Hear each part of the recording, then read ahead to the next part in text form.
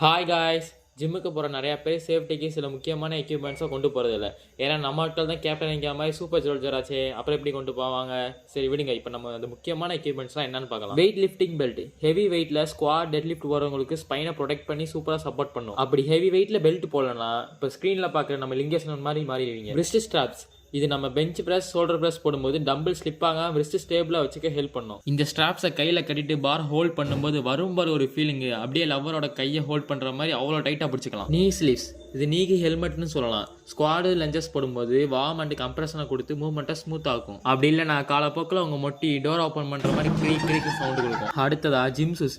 இதில் கொடுமை என்னன்னா, நானே இன்னும் ஜிம் ஷூஸ் வாங்காம தான் இருக்கேன். கூடிய சீக்கிரம் வாங்கிடுவேன். Plate clips. இது முக்கியமாக ஹெவி வெயிட்டில் ஸ்குவாட் டெட் லிஃப்ட் போடுறவங்களுக்கு பிளேட் ஸ்டேபிளாக இருக்க யூஸ் பண்ணுறது. அப்படி பிளேட் மூவ் ஆச்சுன்னா நீங்கள் ஒரு பக்கம் மூவ் ஆகி கிடப்பீங்க. ஃபைனலாக க்ளவுஸ். இதை பற்றி சொல்கிறதுக்கு ஒன்றும் இல்லை, இதை யூஸ் பண்ணுறவங்க அவ்வளோதான் காய்ஸ். நெக்ஸ்ட் எதை பற்றி பேசலான்னு கமெண்ட்டில் சொல்லுங்கள். அடுத்த வாரம் பார்க்கலாம். பாய்.